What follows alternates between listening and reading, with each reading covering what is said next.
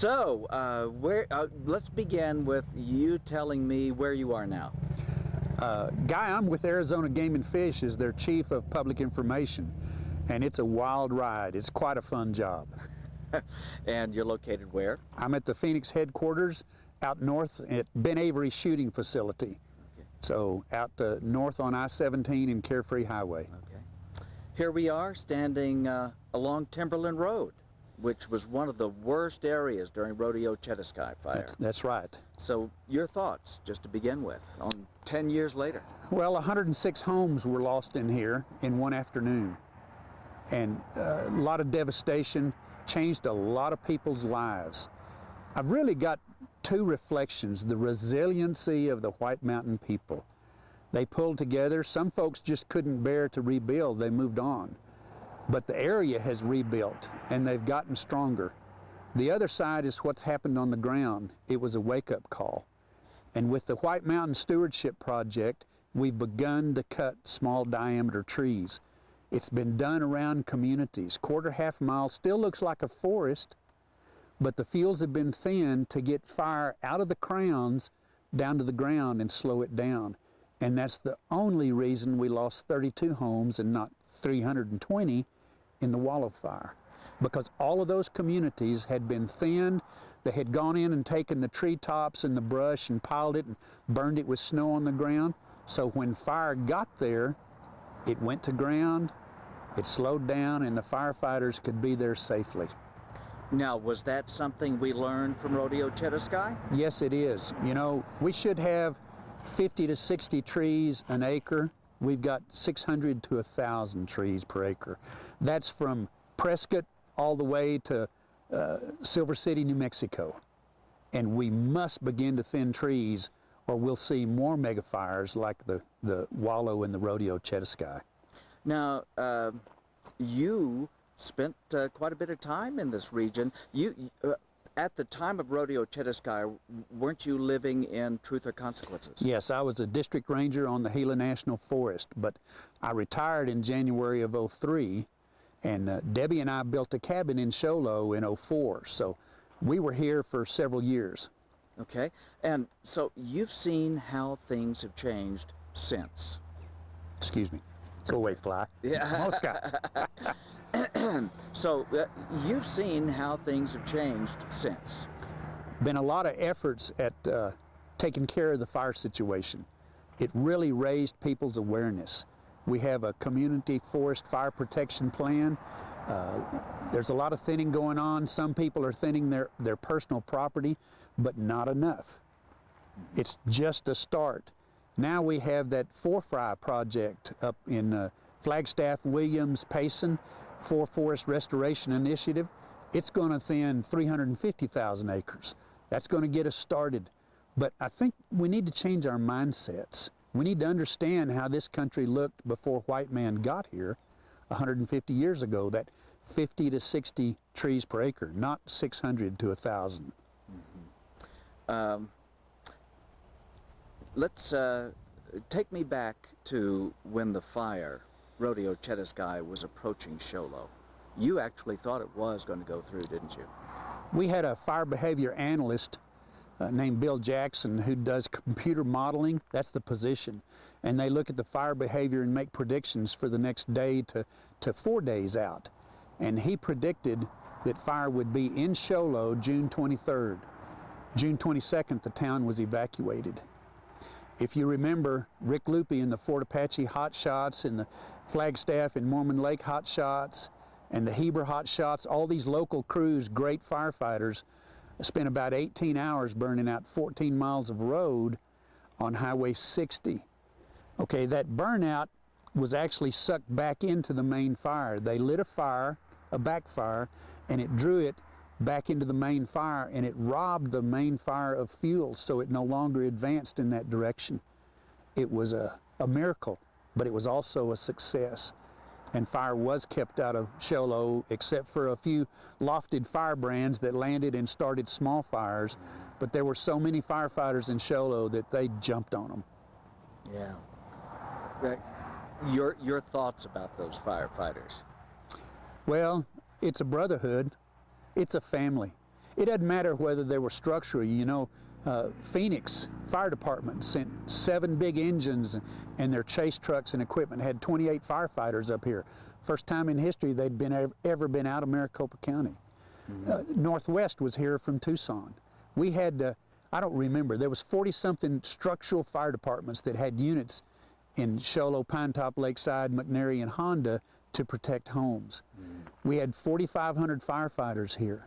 It was a unified effort. Everybody was pulling together to try to protect communities, people, and property. And we didn't have anybody hurt by fire. We had a broken leg and a couple of lighter injuries, but nobody died, so this was a huge success. You have worked a lot of fires.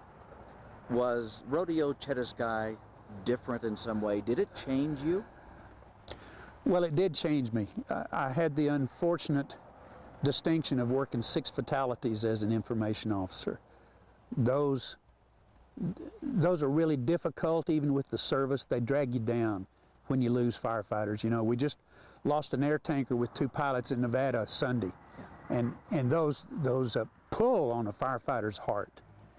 The RodeoChediski changed me because it was a mega fire. The phrase was coined from the RodeoChediski. Then we had the Biscuit Complex that burned 513,000 acres just a month later in Oregon and Washington. So we entered the era of these huge fires that we can't control. If you remember, there was 7 days that more than 50,000 acres burned a day. We were awestruck. Our jaws were dropped as we watched this fire roll acres and acres, no, miles and miles of acres and acres in a day. And we couldn't stop it. And it's really frustrating for an incident management team and firefighters in general to not have a chance to beat the enemy, you know, to battle the monster. Speaking of that word monster, what was the phrase you used? The monster reared his ugly head. I've taken a lot of flack about calling it his or hers, which was it, but it just came out his, you know. He was pretty ugly. It was. And you know, it was just amazing how much time you spent on the air with various reporters all over the world, correct? That's correct. Yeah. Yeah, we had CNN Europe had a video unit here. And they were broadcasting in Europe with updates on the fire. And of course, it was a national scene, and a lot of newspapers, LA Times, New York Times, Washington Post, they were all right here. So it was an epic event.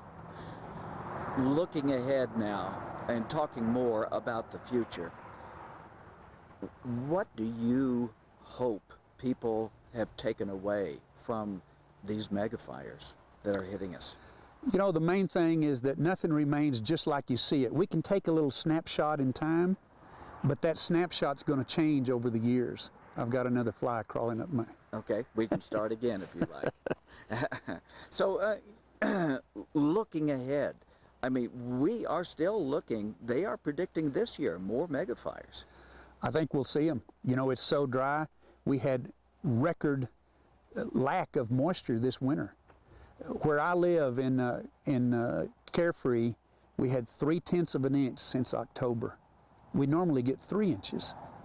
And that's the way it is all over the West. The Southwest is the very worst, but we'll see more mega fires. You know, that Whitewater fire in New Mexico's approaching 300,000 acres, and it's going to get big. This isn't the last time. We're 5 to 6 weeks from the monsoon setting in and giving us blessed rainfall that we so need. But we'll see some more huge fires. I don't know where, but there's still lots of country to burn. People need to be aware. People need to take care. People need to implement Firewise and thin around their homes and get rid of the shake roofs and the log siding and put less burnable materials for their building materials. If someone were considering building their home in an area that was heavily wooded, what would you say to them? Well, you know, Firewise has a menu of things that you need to do. I would build out of cementitious material, cement stuff. I would build where there was not wooden paths like great big decks and awnings that fire could get under and embers could light and burn. But I would for sure thin my property out so that fire would not come rushing in against the house, but go to ground, slow down, and then there would be no fuel for that 30 feet around the house so that that heat didn't bear on the house and cause it to combust. Okay. Now, what else would you like to say about the RodeoChediski or anything else? You know, there's really some things that we may not call them benefits, but everything that happened from this fire wasn't bad. You know, we lost about 30 Mexican spotted owl protected activity centers. They're an endangered species. We lost another 50 on the Wallow fire, but they're going to come back. But if you look at what happened, there's a lot of habitat because this was a biological desert. There was nothing but pine trees and pine straw on the ground. And we can look around and we can see grass and forbs and annuals and oaks and small brush. It's a deer and elk paradise. We know we lost a lot of wild turkey in this fire, but man, they've exploded. There are wild turkey all over this burned area. Our watersheds were pretty tough. We not only ran black water for 2 summers, but it also moved Volkswagen-sized boulders. Now our water's running clear and clean, and we've got fish back in all of these streams that we lost before. So, you know, Mother Nature hates a void. She's going to put things back. And what we need to do as managers is learn to work with Mother Nature instead of fighting her. But she's not going to stand for as many trees as we have in the forest. We'll either cut them or she'll burn them like she did here on the RodeoChediski, and we'll all start over.